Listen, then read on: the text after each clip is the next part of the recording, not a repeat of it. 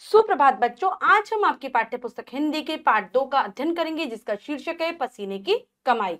तो चलिए पाठ को पढ़ते हैं और जानते हैं कहानी के विषय में। विस्तार पूर्वक पाठ को पढ़ते हैं। पाठ 2, पसीने की कमाई। प्रस्तुत कहानी में बताया गया है कि पसीना बहाकर धन कमाना बहुत कठिन काम है, किंतु इस प्रकार मेहनत करके कमाए गए धन से ही व्यक्ति को वास्तविक संतोष मिलता है। मेहनत द्वारा कमाए गए धन में चमत्कारिक शक्ति होती है। यह धन कभी व्यर्थ नहीं जाता। अतः व्यक्ति को कभी भी मुफ्त के धन के लालच में नहीं पड़ना चाहिए, बल्कि मेहनत करके ही अपना गुजारा करना चाहिए। तो बच्चों, पाठ के माध्यम से लेखक ने हमें समझाने का प्रयास किया है, पसीने की कमाई यानी कि मेहनत की कमाई से ही हमें सच्चा संतोष मिलता है। बहुत कठिन काम होता है मेहनत से पैसे को कमाना, लेकिन वो कभी बेकार नहीं जाता और हमें बेकार के लालच में नहीं पड़ना चाहिए। मेहनत के द्वारा ही धन को अर्जित करें, ये पाठ हमें सिखाता है। पढ़ते हैं। बहुत पुरानी बात है, किसी नगर में एक गरीब ब्राह्मण रहा करता था। कहानी काफी पुरानी है, पुराने समय की है। एक नगर में रहता था एक गरीब ब्राह्मण ब्राह्मण रहता था। काफी निर्धन था, गरीब था। उधर पोषण के लिए वह बस्ती से हर रोज भिक्षा मांगता और ईश्वर भजन में लगा रहता। जरूरत से ज्यादा वह कभी नहीं मांगता। वहां का राजा बड़ा धनवान और गौ ब्राह्मणों का बहुत भक्त था। तो बच्चों, जो वो गरीब ब्राह्मण था ना, अपने उदर पोषण यानी कि अपने पेट को भरने के लिए, अपने परिवार का गुजारा करने के लिए रोजाना अपने नगर में ही भिक्षा मांगता था, भीख मांगता था। और फिर उससे जो मिल जाता उससे उससे ही वो अपना घर का गुजारा चलाता था। भगवान के भजन में लगा रहता था। उसने अपने जीवन में एक लक्ष्य बना रखा था कि वह कभी भी जरूरत से ज्यादा पैसा नहीं लेगा, जरूरत से ज्यादा भिक्षा नहीं लेगा, केवल उतना ही लेगा जितनी उसको आवश्यकता है।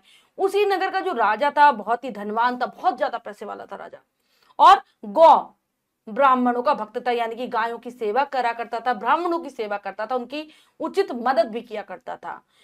ब्राह्मणों को वह कभी भी अपने द्वार से विमुख नहीं जाने देता था। दूर दूर के ब्राह्मण साधु संत उसके पास आते, मुंह मांगा दान पाकर उसे आशीष देते हुए चले जाते। एक दिन उस ब्राह्मण की स्त्री ने अपने पति से कहा, तो क्या था, ब्राह्मणों को अगर उस राजा के दरवाजे पर कोई ब्राह्मण आ जाता है, कोई भिक्षा मांगने के लिए आ जाता है, कोई मदद के लिए आ जाता है, साधु संत हो चाहे सन्यासी हो, कोई भी आ जाए, वो किसी को खाली हाथ नहीं लौटाता था। जो वो मुंह से कह देता था ना व्यक्ति, वही उसे दान में दे देता था।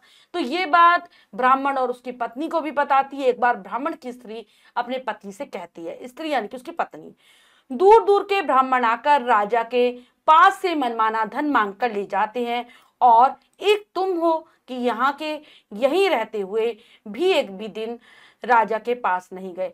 जन्म भर कंगाली कहाँ तक भोगूं, आज तुम जाओ और राजा से कुछ मांग लाओ। ब्राह्मण की पत्नी ब्राह्मण से क्या कहती है कि दूर दूर के लोग आते हैं राजा के पास भिक्षा मांगने के लिए, ब्राह्मण आते हैं, जो वो चाहते हैं राजा उन्हें वही देता है, और तुम यहीं के यहीं हो, यानी कि तुम इस नगर के होते हुए भी कभी राजा के पास कुछ लेने नहीं गए। मैं कंगाली में दिन कहाँ तक भोगूं, मतलब मैं कब तक गरीबी में जीवन व्यतीत करूं तुम्हारे साथ। तुम आज जाओगे राजा के पास और राजा से कुछ मांग कर लाओगे, ऐसा कह देती है उसकी पत्नी। ब्राह्मण ने अपनी स्त्री को समझाकर कहा, तू तो बावरी है, अपने को धन की क्या जरूरत है, भोजन लायक रोज मांग ही लाता हूँ। राजा का धन अच्छा नहीं होता है, वह हम लोगों को नहीं लेना चाहिए। परंतु स्त्री अड़ गई, कहने लगी, मैं तुम्हारी शास्त्र की बातें सुनना नहीं चाहती। तुम तो माला लेकर जब अपने बैठ जाते हो और मेरे सिर पर यह कच्ची गृहस्थी लदी हुई है।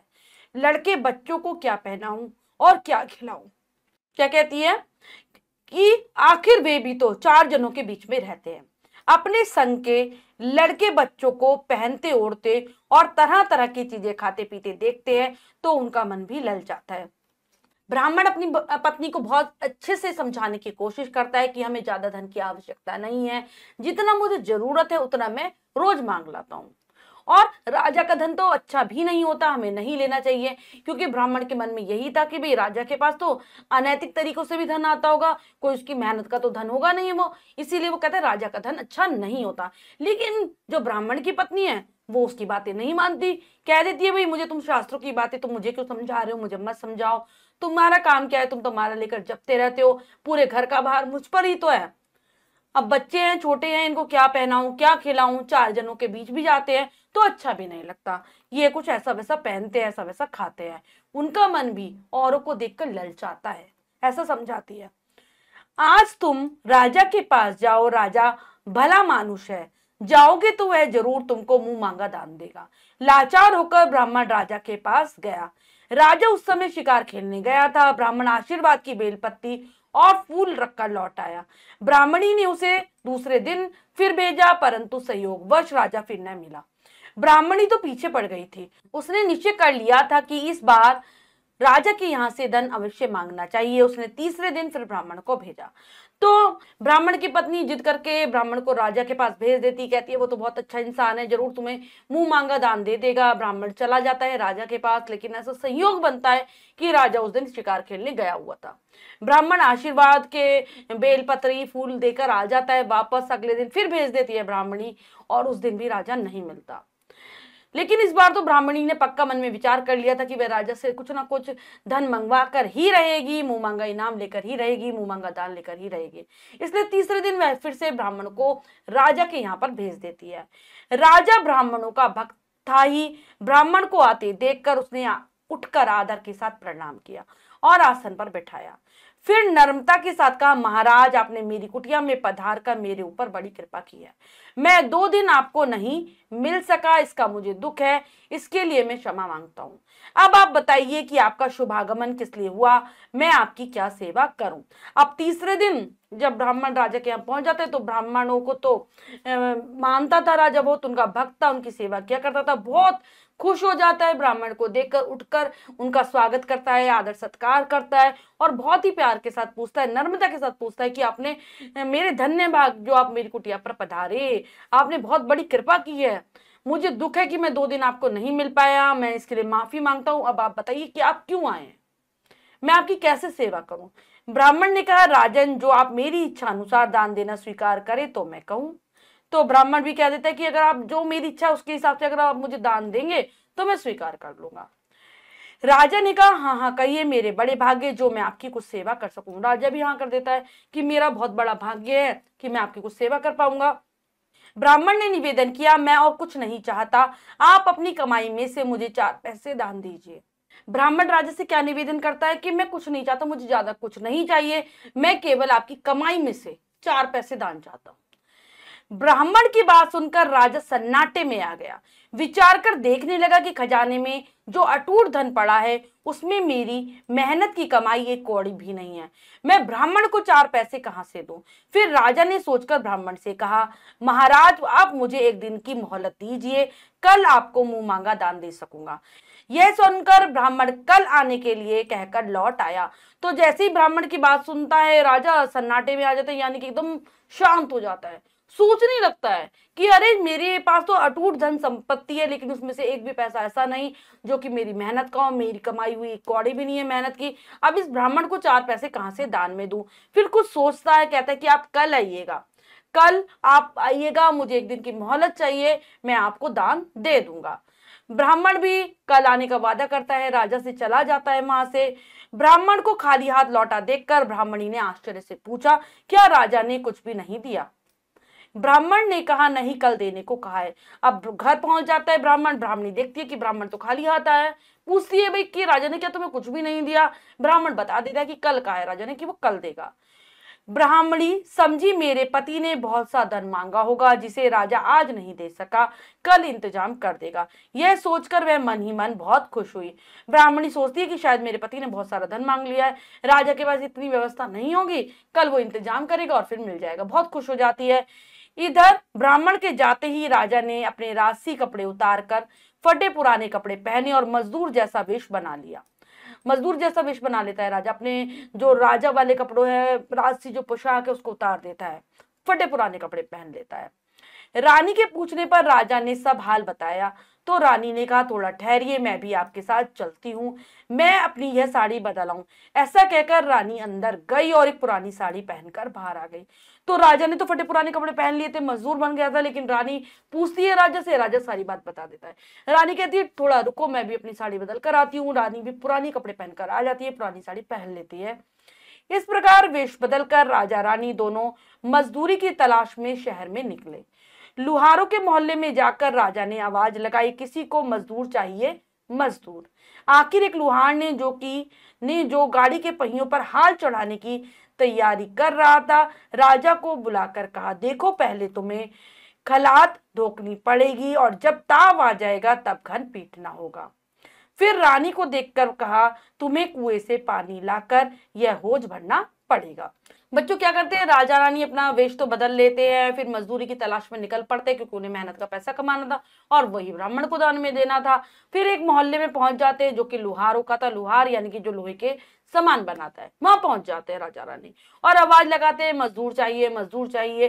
काफी देर बाद एक लुहार उनको बुला लेता है जो कि गाड़ी के पहियों पर हाल चढ़ाने का काम करता था। हाल एक तरीके से घेरा होता है जो कि गाड़ी के पहियों पर चढ़ाया जाता है। कहते कि ठीक है, राजा को समझाता है उसका काम कि तुम्हें पहले खलात धोकनी पड़ेगी, खलात धोकनी पड़ेगी यानी कि भट्टी जलानी पड़ेगी, और जब भट्टी अच्छे से ताव आ जाएगा उसमें यानी कि भट्टी में अच्छे से आग जल जाएगी तब घन पीटना होगा। घन पीटना होगा यानी कि जो लोहे की चीज उस पर रखी जाएगी, भट्टी में रखी जाएगी, उस पर हथौड़ा बजाना होगा। घन बड़े वाले हथौड़े को कहा जाता है बच्चों। जो आपने कभी देखा हो कि लोहार किस तरीके से काम करते हैं, वो लोहे को ऐसे पीट पीट के उसको आकार देते हैं, तो वो पीटना होगा।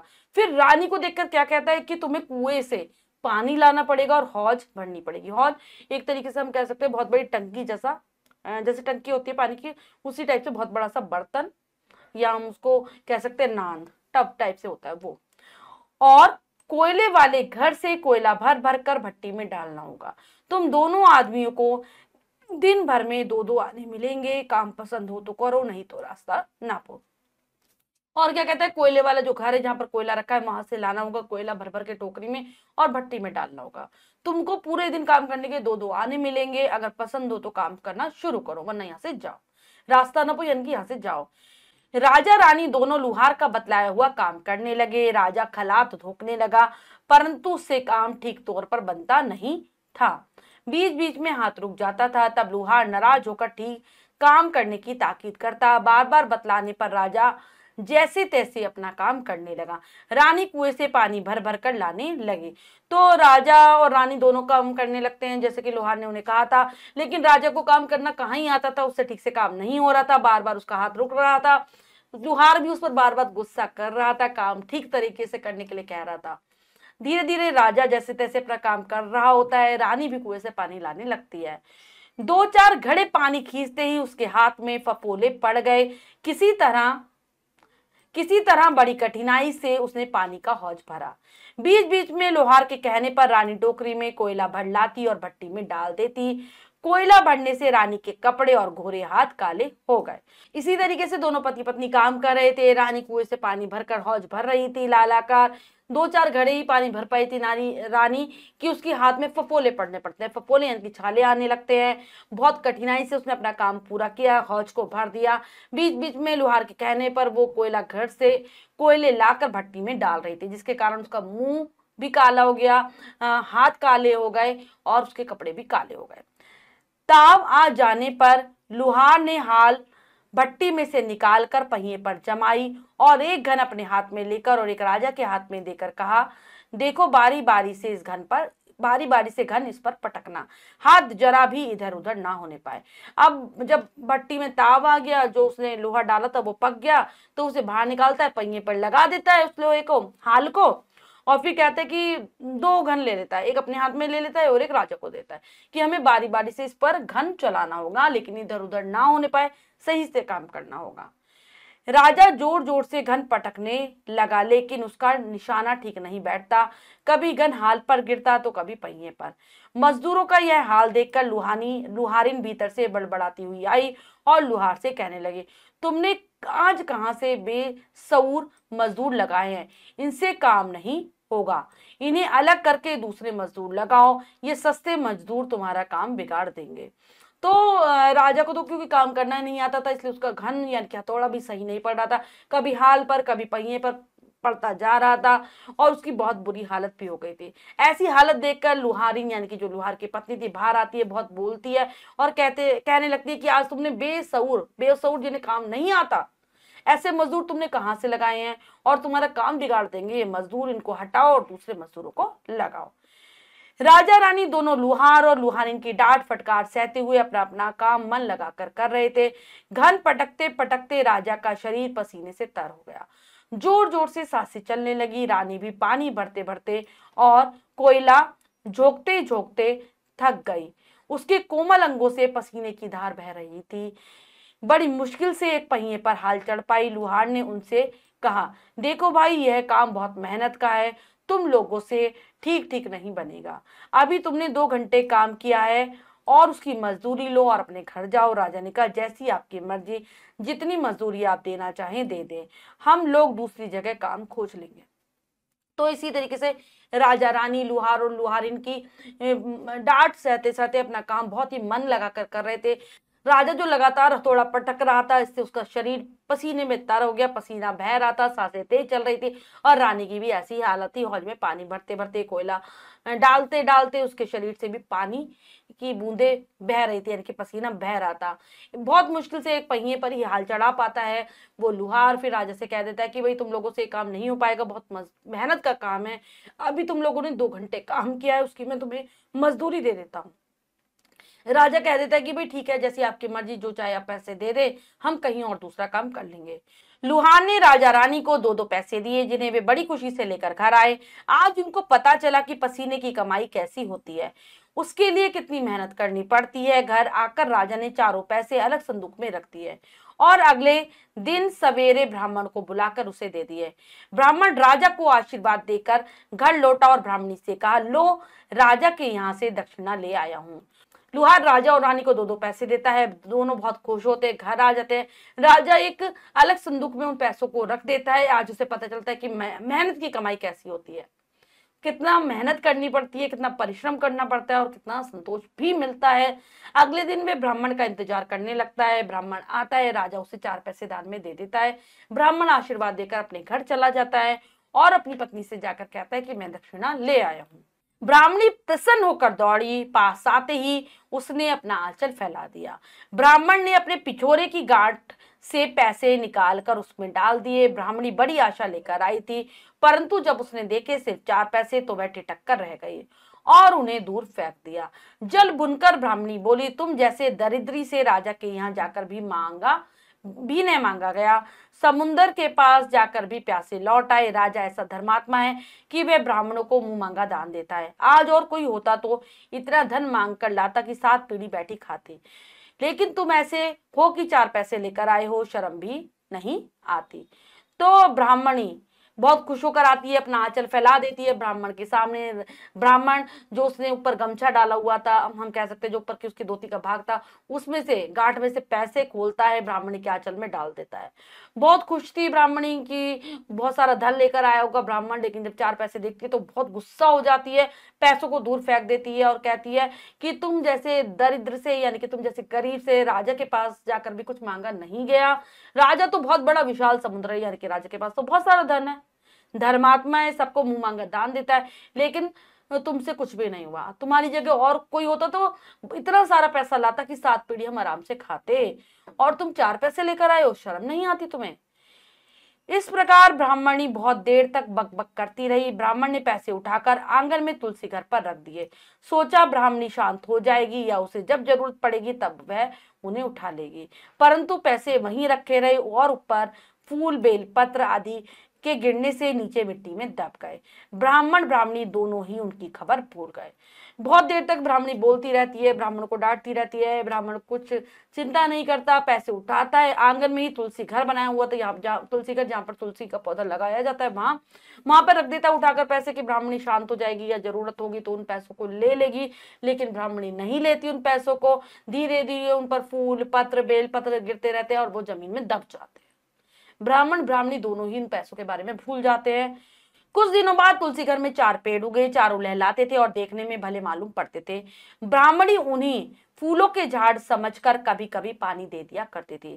4 महीने बाद वे चारों पेड़ बड़े हो गए और फूलने लगे। एक एक पेड़ में टोकरियों फूल फलते थे। सूखने पर उनमें से मोती झड़ते। मोतियों की चमक और खूबसूरती देखते ही बनती थी। ब्राह्मण ने कभी मोती नहीं देखे थे, वे समझते थे कि ये बीज है। हर रोज फूल इतने झड़ते कि तुलसी घर के चारों ओर फैल जाते। ब्राह्मणी नित्य उन्हें समेटकर एक टोकरी में भर लेती और घर के एक कोने में डाल दिया करते थे। कुछ दिन बाद ही जहां पर पैसे गिरे थे वहीं पर 4 पेड़ उग जाते, बहुत सुंदर पेड़ थे, लहलाते रहते थे। और ब्राह्मणी समझ रही थी कि ये फूलों के झाड़ उगाए हैं, रोजाना पानी दे दिया करती थी। थोड़े 1 महीने के बाद ही वो पेड़ इतने बड़े बड़े हो जाते हैं, उनपे बहुत ज्यादा संख्या में फूल गिरने लगते हैं। और फूल ऐसे गिरते थे कि टोकरियों टोकरियों की संख्या में, मतलब टोकरियां भर जाती थी। और जब फूल सूखते तो मोती बन जाते, और मोतियों की चमक ऐसी कि बस जो देखे देखता रह जाए। ब्राह्मण ने कभी मोती ही नहीं देखे थे अपने जीवन में। वो सोचता था कि फूलों के बीज है, और रोजाना पूरा तुलसी घर उन बीजों से भर जाता था, उन फूलों से भर जाता था। ब्राह्मणी टोकरी में इकट्ठा कर एक घर के कोने में उनको डाल दिया करते थे। इस प्रकार कई महीने हो गए, घर मोतियों से भर गया। एक दिन एक तरकारी वाली आई। ब्राह्मणी को तरकारी की जरूरत थी, परंतु उस दिन उसके पास देने को कुछ भी नहीं था। तुलसी घर के आसपास से बटोरे हुए मोती सूप में रखे थे। ब्राह्मणी ने उनकी ओर इशारा करते हुए कहा, इन बीजों के बदले में कुछ तरकारी देना चाहो तो दे जाओ। तरकारी वाली ने दूर से ही उन बीजों की चमक दमक देखकर कहा, ये है क्या बहन, काम की चीज हुई तो ले लूंगी। ब्राह्मणी ने सूप आगे सरकाते हुए कहा, तुम ही देख लो, ये इस तुलसी घर में लगे हुए पेड़ों के फूलों के बीज है। तो कई महीने ऐसे ही बीत जाते हैं। ब्राह्मणी का पूरा घर फूलों से भर जाता है, यानी कि मोतियों से भर जाता है। एक दिन ब्राह्मणी को तरकारी यानी कि सब्जी की जरूरत होती है। सब्जी बेचने वाली आती है, लेकिन ब्राह्मणी के पास देने के लिए कुछ नहीं होता, यानी कि पैसे भी नहीं होते। वो जो सूप में मोती रखे हुए थे उनको फूलों के बीच कहा करती थी, कहती है इसके बदले में अगर तुम मुझे सब्जी देना चाहती हो तो दे दो। तरकारी वाली भी दूर से उनकी चमक दमक देख लेती है, कहती है अगर मेरे मतलब का होगा तभी लूंगी। पूछती क्या है, तो कहती है हमारे तुलसी घर में जो ये पेड़ लगे हैं उनके बीज हैं। तरकारी वाली ने जब पास से देखा तो उसे मालूम हुआ कि ये तो मोती हैं।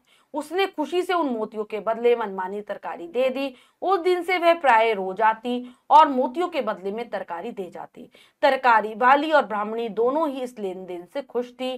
तरकारी वाली यह सोचकर खुश होती कि मुझे 1 पैसे की तरकारी में हजारों का माल बिकता है, और ब्राह्मणी यह सोचकर कि बीजों के बदले हमारी तरकारी की गुजर चलती है। इस प्रकार कई महीने बीत गए। तो वो समझ जाती है, सब्जी वाली समझ जाती है उनको देखते कि अरे ये तो मोती है, और फिर जितनी ब्राह्मणी कहती है उतनी तरकारी उसे दे देती है, बदले में मोती ले लेती है। दोनों ही खुश थे, क्योंकि तरकारी वाली को तो 1 पैसे की तरकारी के बदले में हजारों का माल मिल रहा था, और ब्राह्मणी ऐसे ही खुश थी कि इन बीजों के बदले उसकी सब्जी का काम हो रहा है। ऐसे ही चलता रहता है। रोजाना तरकारी वाली आती और मोती ले जाती और सब्जी दे जाती। कई महीने बीत जाते हैं। राजमहल में कई जोड़े राजहंसों के थे, वे मोती चुगते थे। राजा का यह नियम था कि जब राजहंस मोती चुग लेते तब भोजन करता। राजमहल में कई सारे जोड़े राजहंसों के थे। राजहंस पक्षी के थे और रोजाना मोती खाते थे। बच्चों आपने सुना होगा कि हंस मोती खाता है, तो मोती खाते थे राजहंस। और राजा तब खाना खाता, उसने नियम बना रखा था जब राजहंस मोती चुग लेते थे। एक दिन क्या होता है, एक दिन मोती खत्म हो गए, इस कारण राजहंसों को दाना नहीं मिला और राज परिवार भी भूखा रहा। नगर भर में यह बात फैल गई। यह समाचार ब्राह्मण ब्राह्मणी ने भी सुना। उन दोनों ने विचार किया कि राजा बड़ा दानी है, शायद आज सब कुछ उसने दान कर दिया है, यहाँ तक कि उसके पास खाने तक को कुछ नहीं बचा दिखता। ऐसी हालत में हम लोगों को उसकी सहायता करनी चाहिए। तो राजा खाना नहीं खाता उस दिन, क्योंकि राजहंसों ने मोती नहीं चुके थे, पूरा परिवार ही भूखा रहता है। और फिर ये बात पूरे राज्य में फैल जाती है। ये बात जब ब्राह्मण ब्राह्मणी को पता चलती है तो उन्हें ऐसा लगता है कि राजा तो इतना बड़ा दानी है, उसने लगता है कि सारा अपना रुपया पैसा धन दौलत सब दान में कर दिया है, उसके पास खाने तक के लिए कुछ नहीं बचा है, इसलिए हम लोग जाएंगे और उसकी मदद करेंगे, सहायता करेंगे। इसके बाद ब्राह्मण ने स्त्री से कहा, तू कहे तो इनमें से कुछ बीज राजा को दे आऊं। तू कहती थी कि इनके बदले में भाजी तरकारी और थोड़ा बहुत खाने की चीजें मिल जाती है। तो ब्राह्मण अपनी पत्नी से क्या कहता है राजा की मदद करने के लिए, कि तू कहे तो ये जो कुछ बीज है मैं राजा को दे आता हूँ, क्योंकि तू ही तो कहती थी कि इनके बदले में तरकारी भी मिल जाती है, कुछ सामान भी मिल जाता है, राजा को भी मिल जाएगा। ब्राह्मणी ने कहा, हाँ मैं तो रोज इसके बदले में सौदा लिया करती हूँ, तुम्हारी इच्छा हो तो दे आओ, किसी दिन राजा के यहाँ से उससे 1000 गुना मिल जाएगा। ऐसा कहकर ब्राह्मणी अंदर से एक टोकरी बीज भर ले आई। उनमें कूड़ा करकट मिला हुआ था। उसे सूप से साफ करके उन्हें एक पोटली में बांध दिया। ब्राह्मण पोटली को सिर पर रखकर राजा के पास पहुंचा। राजा ने उसका आदर सत्कार करके पूछा, कहिए महाराज, सेवक को क्या किया है? तो ब्राह्मणी कहती है, हाँ मुझे कोई परेशानी नहीं, आप राजा को दिया हो, क्योंकि मैं तो रोजाना ही इससे सामान खरीदती हूँ, सौदा लेती हूँ, और कई हो सकता है कि बाद में राजा हमें इससे 1000 गुना दे दे। ब्राह्मणी के मन में तो यही बात थी। और फिर अंदर जाती है ब्राह्मणी, टोकरी में भरकर ले आती है फूलों के बीजों को, यानी कि मोतियों को, उसमें कूड़ा करकट जो भी मिल गया था उसको साफ करती है, पोटली में बांधकर ब्राह्मण को दे देती है। पोटली ब्राह्मण अपने सिर पर रखता है, राजा के यहाँ पहुंच जाता है। राजा उसका आदर सत्कार करता है और पूछता है कि सेवक के लिए क्या आज्ञा है, मैं आपकी कैसे मदद करूं? ब्राह्मण ने कहा, मैंने सुना है आज आपके घर रसोई नहीं बनी। मैं जानता हूं आप इतने दानी हैं कि आप अपना सब कुछ तक दे सकते हैं। यही सोचकर आज के गुजर के लायक है तुझ भेंट लाया हूं। अनाज तो मेरे घर नहीं है, परंतु ये एक प्रकार के फूलों के बीज है। इसके बदले में भाजी, तरकारी और खाने पीने की चीजें मिल जाती है। आप मेरी इस तुच्छ भेंट को स्वीकार कीजिए। तो ब्राह्मण कहता है कि भाई, मैंने सुना है कि आज आपके घर में खाना ही नहीं बना। मैं जानता हूं आप बहुत बड़े दानी हैं, आपने अपना सब कुछ दान कर दिया होगा, इसीलिए मैं आपके लिए गुजारे लायक कुछ छोटी सी भेंट लाया हूं। मेरे घर में अनाज तो है नहीं, ये कुछ फूलों के बीज है, इनके बदले भाजी, तरकारी और सामान मिल जाता है खाने पीने का। आप मेरी इस छोटी सी भेंट को स्वीकार करो। ब्राह्मण की बातें सुनकर राजा को बड़ा कौतूहल हुआ। उसने कहा, देखूं कैसे बीज है। ब्राह्मण ने पोटली खोलकर रख दी। राजा देखकर चकित हो गया, अरे ये तो मोती हैं। इस गरीब ब्राह्मण के पास इतने मोती कहां से आए? क्या ये सचमुच मोती हैं? ऐसा सोचकर उन्होंने एक मुट्ठी भर दाने उठाकर राजहंसों के सामने फेंक दिए। राजहंस तुरंत चुगने लगे। राजा को भरोसा हो गया कि वे सचमुच मोती है। एक एक मोती सैकड़ों रुपए की कीमत का है। ब्राह्मण की बातें जब सुनता है कि भाई इसमें ऐसे बीज है जिनसे सामान मिल जाता है, राजा को कौतूहल होता है, जानने की इच्छा होती है। वो सोचता है कि देखूं तो कैसे बीज है। पोटली खोलकर देखता है तो हैरानी में पड़ जाता है राजा कि अरे ये तो मोती है। सोचता है कि ब्राह्मण तो बहुत गरीब है, इसके पास ये मोती कहां से आए। सोचता है कि क्या सच में मोती हैं या नहीं।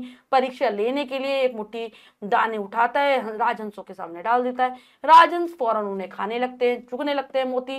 राजा समझ जाता है ये मोती है, और एक एक मोती सैकड़ों रुपयों का है, सैकड़ों की कीमत का है।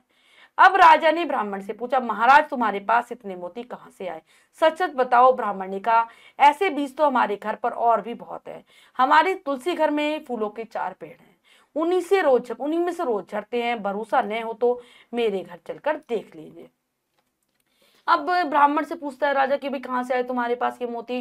ब्राह्मण कह देता है, हमारे घर पर तो बहुत सारे हैं। हमारा जो तुलसी घर है वहां पर 4 पेड़ हैं ऐसे ही फूलों के, और उनसे ही ये गिरते हैं। अगर विश्वास नहीं है तो घर चलकर आप देख सकते हैं। ब्राह्मण की बातें सुनकर राजा को बड़ा अचंभा हुआ। मंत्री तथा अन्य बहुत से लोगों के साथ वह ब्राह्मण के घर गया। सब लोगों ने देखा कि तुलसी घर में 4 पेड़ लगे हुए हैं, जिसके सूखे हुए फूलों से मोती झर रहे हैं। पूछताछ करने से मालूम हुआ कि राजा ने ब्राह्मण को जो पसीने की कमाई के 4 पैसे दिए थे, उन्हीं से इन 4 मोती के पेड़ों की उत्पत्ति हुई है। पेड़ों की जड़ टटोलने में उनमें एक एक पैसा चिपका मिला। तो ब्राह्मण की बात सुनकर राजा को आश्चर्य होता है। ब्राह्मण के घर पहुंच जाता है काफी सारे लोगों को लेकर। वहां देखता है कि 4 पेड़ लगे हुए हैं, उनसे जो फूल गिर रहे हैं, फूलों के सूख जाने पर मोती निकल रहे हैं। बाद में पता चलता है खोजबीन के बाद कि अरे ये तो उन्हीं 4 पैसों से बने हुए पेड़ हैं जो कि राजा की पसीने की कमाई के थे, क्योंकि खोज करने पर पेड़ों की जड़ों में वो पैसे चिपके हुए मिलते हैं। आज ब्राह्मण ब्राह्मणी को मालूम हुआ कि उनके पास लाखों करोड़ों की जायदाद है, जिसे वे एक साधारण फूल का बीज समझते थे। उनका एक एक दाना सैकड़ों की कीमत का है। ब्राह्मण ने सोचा कि यह सब धन मेरे किस काम का है, मुझे तो नित्य एक सेर आटा चाहिए। ऐसा सोचकर ब्राह्मण ने वे सब मोती किसी धर्म कार्य में खर्च करने के लिए राजा को दिए। राजा की आंख खुल गई। तो ब्राह्मण ब्राह्मणी को अब पता चलता है कि उनके पास तो करोड़ों की जायदाद है, इतने रुपयों की संपत्ति है, जिसे वो साधारण फूल का बीज समझते हैं, साधारण फूल का पेड़ समझते हैं, उसका तो एक एक बीज सैकड़ों की कीमत का है। और ब्राह्मण सोचता है कि मुझे इतने धन की क्या ही आवश्यकता है, मैं क्या करूंगा। सारे मोती वह राजा को ही दे देता है कि मोती किसी धर्म के कार्य में आप खर्च करें। राजा की भी आंखें खुल जाती है। परिश्रम से पैदा किए हुए धन की कीमत उन्हें आज मालूम हुई। उस दिन से राजा ने प्रण कर लिया कि मैं खजाने का एक भी पैसा अपने खर्चे में न लाऊंगा। निजी खर्च मेहनत करके चलाऊंगा। खजाने और ब्राह्मण को दिए हुए द्रव्य से राजा ने जनता के फायदे के काम शुरू करा दिए। जैसा ब्राह्मण और राजा ने धर्म का पालन किया, भगवान करे वैसा सब करे। तो आज उसे पता चला राजा को कि परिश्रम से कमाया हुआ धन क्या होता है, उसकी कीमत क्या होती है। राजा भी प्रतिज्ञा ले लेता है कि आज से वह खजाने से एक भी पैसा खर्च नहीं करेगा, जो खर्च करेगा अपना अपना मेहनत की कमाई से खर्च करेगा। और ब्राह्मणों ने जो उसे दान दिया था, जो पैसा दिया था और जो राजा के पास था, उससे उसने जनता की भलाई के काम करने शुरू कर दिए। तो बच्चों, ये कहानी हमें सिखाती है कि जैसे ब्राह्मण और राजा ने धर्म का पालन किया, वैसे ही हमें भी करना चाहिए। हमें अपनी मेहनत के से धन कमाना चाहिए और फिर खर्च करना चाहिए। तो ये बच्चों संकलित कथा है, बुंदेली लोक कथा पर आधारित है। बुंदेल में बोली सुनाई जाती है ये कथा, वहां की है। शिक्षा, मेहनत की कमाई पर ही भरोसा करना चाहिए, हमें मुफ्त के धन के लालच में नहीं पड़ना चाहिए। उद्देश्य, मेहनत की कमाई पर विश्वास उत्पन्न करना। तो बच्चों, ये पाठ हमें सिखाता है कि मेहनत की कमाई से जो धन मिलता है वो कभी बेकार नहीं जाता। अब हम पाठ की शब्दार्थ कर लेते हैं बच्चों। उदर पोषण, पेट भरना। विमुख, खाली हाथ, निराश, कंगाली, गरीबी। गृहस्थी, गृहस्थी, घर परिवार। लाचार, विवश, मजबूर, सन्नाटे में आ गया, अचंभे में पड़ गया। मोहलत, समय की रियायत। हाल, बैलगाड़ी के पहिए पर चढ़ाया जाने वाला लोहे का घेरा। खलात, भट्टी। घन, बड़ा भारी हथौड़ा। तावाना, आग में तपकर लाल हो जाना। बेसउर, जिसे जिन्हें काम करने का सलीका न आता हो। पिछोरे, पीठ के पीछे कपड़े का छोर। जल बुनकर, क्रोधित होकर। तुलसी घर, घर के आंगन का वह स्थान जहां पर तुलसी का पौधा लगाया जाता है। रसोई नहीं बनी, खाना नहीं बना। तुच्छ, बहुत छोटी, अति साधारण। कौतूहल, जिज्ञासा, मिश्रित आश्चर्य। आंखें खुलना, भूल या गलती का एहसास होना। तो बच्चों, ये हैं पाठ के शब्दार्थ, इन्हें अच्छे से याद कर लेंगे। करते हैं अभ्यास कार्य, जो कि क्या सीखा में से। पहला प्रश्न है लिखित अभिव्यक्ति का। प्रश्न में 4 विकल्प है, 3 गलत, 1 सही है। हमें सही विकल्प को चुनना है, सही का निशान लगा देना है। करते हैं। ब्राह्मण उदर पोषण के लिए रोजाना भिक्षा मांगता, चोरी करता, हेरा फेरी करता। सभी गलत। तो क्या करता था वो? भिक्षा मांगता था। राजा किनका भक्त था? देवताओं का, ब्राह्मणों का, साधुओं का, राक्षसों का? तो ब्राह्मणों का। ब्राह्मण राजा ब्राह्मण से कितने दिन तक नहीं मिल सका था? 1 दिन, 3 दिन, 2 दिन, 4 दिन। तो 2 दिन नहीं मिल पाया था वो। ब्राह्मण ने राजा से कैसे कमाई के पैसे मांगे? राज्य की कमाई के, किसान की कमाई के, रानी की कमाई के, अपनी कमाई के? तो अपनी कमाई के, अपनी मेहनत की कमाई के। राजा रानी ने किसके यहाँ नौकरी की? लुहार के, धोबी के, किसान के, सेठ के? तो लुहार के यहाँ करते हैं। लुहार ने राजा रानी को कितनी मजदूरी दी? 1-1 पैसा, 2-2 पैसे, 4-4 पैसे, 10-10 पैसे। तो 2-2 पैसे देता है। नेक्स्ट, दिए गए शब्दों से रिक्त स्थानों की पूर्ति कीजिए। कर लेते हैं। राजा रानी दोनों क्या करते हैं? लुहार